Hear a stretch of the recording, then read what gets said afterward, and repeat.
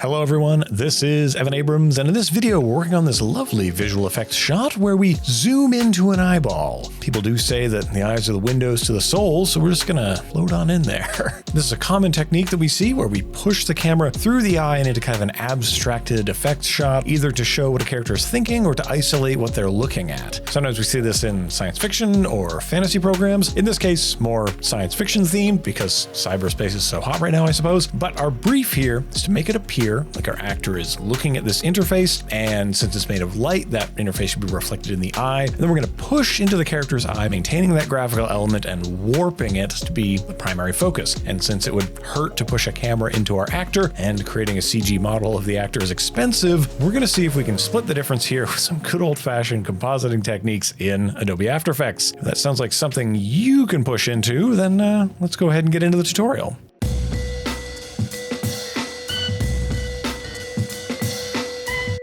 Our process starts with looking at what footage we have to work with. I've got this lovely render of a FUI cyberpunk neon situation going on, and this clip has motion baked into it, but that's not essential for this technique. This really could be anything so long as it's bright elements on a dark background. And I've got this footage of an actor looking at the camera. Ideally, there would be very little movement or no movement at all. We can always add some fake movement in post if we really need to. So if you're going to be capturing this kind of thing for a film, your footage is probably going to be of your actors, and the elements might need to be created and rendered off. And if that's the case, I'm going to recommend that you film in a pretty high frame rate with a high shutter speed, and that the lighting is either very diffuse lights or you angle them as best you can so that you avoid seeing reflections of those lights in the eye itself, as those can be distracting from the elements we're adding to the scene. Or perhaps you can source some wonderful stock assets to fill in the gaps of your story, which makes for the perfect time to talk about this video's sponsor, Storyblocks. Such good segues. In case you didn't know, Storyblocks is a massive stock asset service. They're here to help you create more video and bring your stories to life without sacrificing your vision due to budget, time, or resources. Their all-access plan offers unlimited downloads of everything in their library so you can create more and spend less. With over 1 million stock assets and growing, you're sure to find what you're looking for. 4K and HD video, images, music, After Effects, and Premiere Pro templates, all royalty-free for commercial and personal use. You'll stay on budget while telling the best version of your story with their affordable subscriptions that scale to meet your needs. So please do check out Storyblocks using the link in the description and give them a try today. So I'm going to pull our clean plate, this lovely footage, into a comp, making a composition that is the same size, duration, and frame rate as that footage. In this case, a nice big 4K frame, even though our final export is going to be HD 1920 by 1080. We're going to work wide and then crop down later. And to begin working with this footage, we need to lock it down. I find this kind of shot goes a lot easier when we stabilize the footage to have no movement at all. And thankfully, we have many options when it comes to stabilizing. You might try to use After Effects' built-in point tracker. If there are two distinct points you can grab onto, that's not always going to work out. Sometimes footage is hazy or moving too much, and that's not going to help us out. We also have access to Mocha AE, a lovely plugin from Boris FX that uses planar tracking, grabbing a patch of texture rather than relying on singular points. If you want to know more about that, I've got some videos about that lovely bit of kit. It is my preferred way of tracking, by the way. But the third option, and the one that I've not talked about much on this channel, is the warp stabilizer effect. This effect analyzes your footage and tries to either reduce or eliminate movement entirely by scaling, rotating, warping, and cropping your footage. This can be really handy if you've gone handheld when you're shooting and you just need to smooth out some bumps. I will say that it's not always the best because we don't get access to the data like you would with other tracking solutions. But in this case, since I really just need to remove the movement from the shot, I think it's going to work fine. However, there's a big however.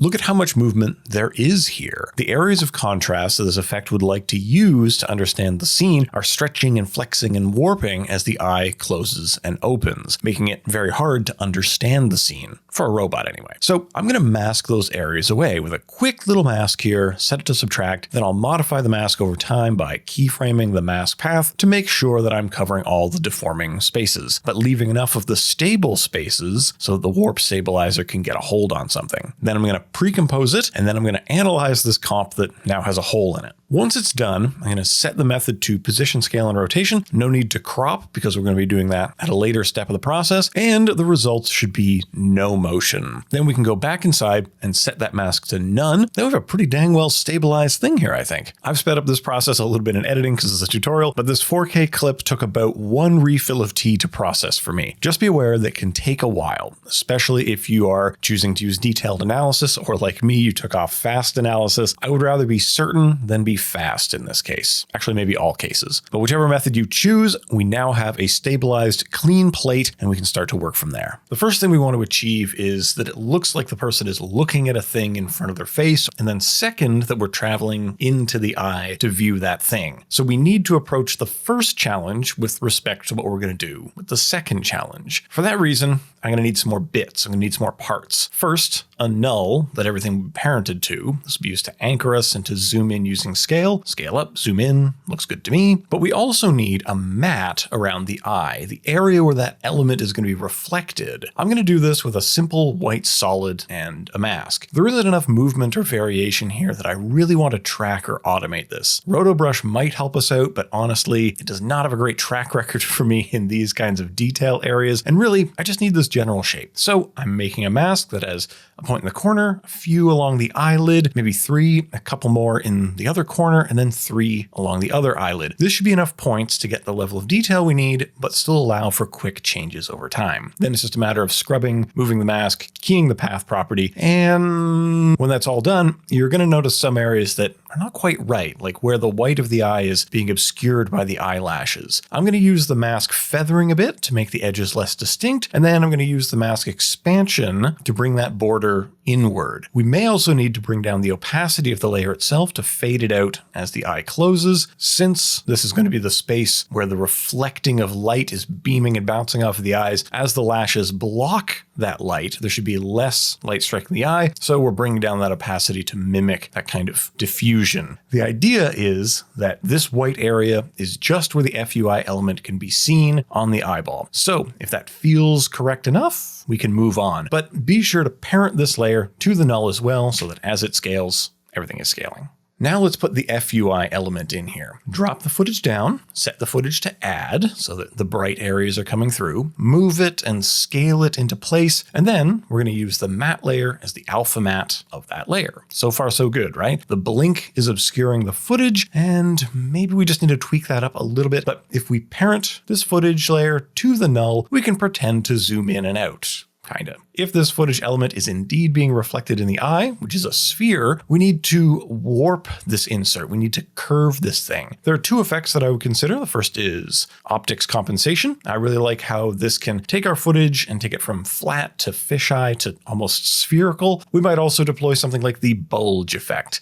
It's not quite spherical, but it can also help. You may want to also combine them together since the eye is spherical and then the pupil or the iris space there is protruding from the eyeball. So this can help really sell that shape. I'm also going to blur this out a little bit too, put maybe a fast box blur or something on there just so it's not perfect and we can create that contrast when it comes into sharp focus later on. And just one little thing that's maybe unique to me here is I'm going to put a curves adjustment on that clean plate just to bring some of the values down. It is getting a little bit washed out, and this curves will help darken it so that some of what we're doing is going to show up a lot better. There's one more bit of setup I want to do. I've used a 4K clip of the UI element to go inside the eye since we're going to be zooming into that, but I have an HD version, I have a lower res version that I'm going to drop on top of everything. This is meant to mimic the interface casting light on the face as if it's close to the face or we're getting some reactive lighting from it. If the thing in the eye is in the space being looked at by our subject, having that element impact the lighting situation on the face, that should make sense. If something is bright enough to be reflected in the eye, you better believe it's bright enough to cast light on the face that is around the eye.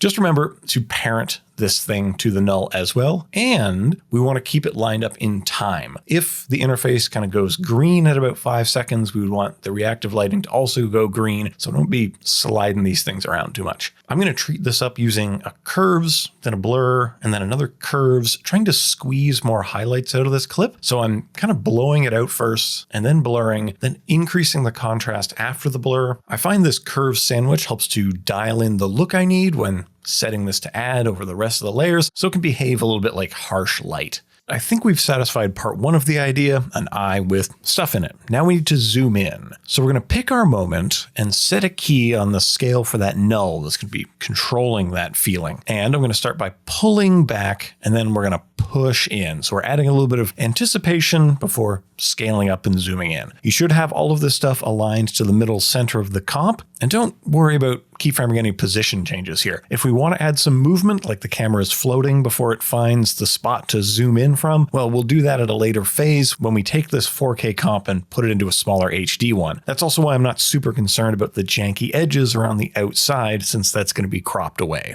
As we zoom in, a few things need to change. First, the clean plate needs to go away. It's going to be lowering in opacity, fading to black as we enter into the eyeball, but also I'm going to put a mask on here around the iris and have that seem to expand as we move in, creating this darker hole in the middle. I'm doing that just by making a circle and putting some keys on the feather and expansion of the mask when it's set to subtract. So that seems to be working. So long as it's on its way out as we clear the frame, that should do it. I mostly want to make sure the clean plate is gone from behind our insert footage because we're not interested in seeing that. We don't want it muddying up the shot anymore. Similarly, that reactive lighting needs to fade out as well, so opacity goes down as we move in till that layer is gone. Easy stuff out of the way. Now we need to transform the insert element to be flat. So we're going to undo all of this warping and scale down the frame so that it's much clearer. So the blur amount is going to decrease over time. The scale of the layer is going to decrease over time. The field of view that causes the warping, that's going to come down over time. It's going to return to 0, so it looks flat. If you had a bulge on here, you would need to bring that down to 0 as well. Basically, we're undoing all of the alterations we did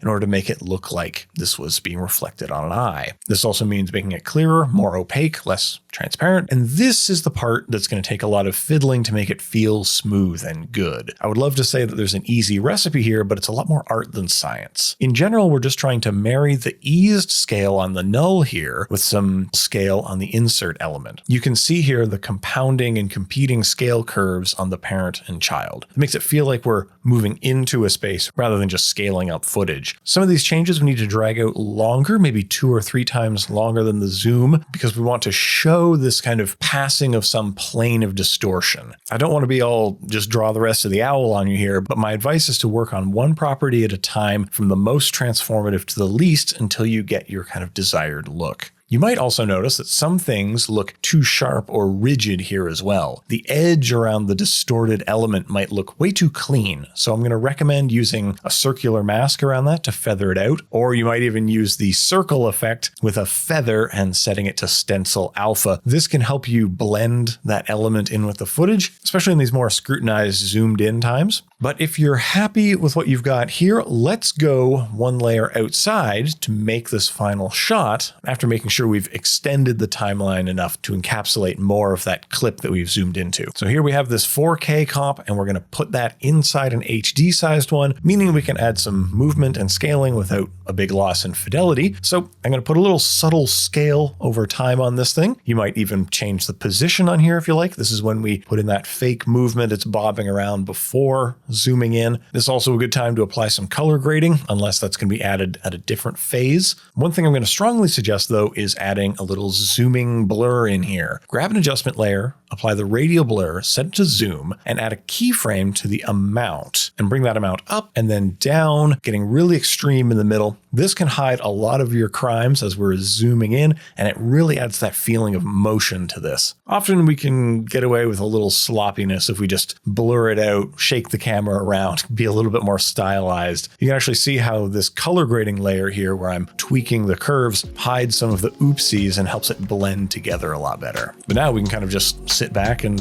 appreciate our work. And speaking of, I hope I didn't make too many oopsies in this tutorial. Granted, we can't cover every edge case that might come up with footage or with movement or with what you want to do. But if you have any questions about what we covered here, do get at me in the comments. If you have any lingering doubts, get at me. I try to answer all of the questions as they come in. And if you make something cool with this, and I'm sure you will, please share it with me. I'm at EC Abrams all over the internet, Twitter, Instagram, live streams over on Behance and Twitch if you like this kind of thing, but less focused and more live. And if you have any suggestions for more topics that you want to see covered, get at me. I would love to hear about them. But that will do it for me. Thank you so much for watching. Until next time, stay creative, be kind to each other, and I'll see you around the internet.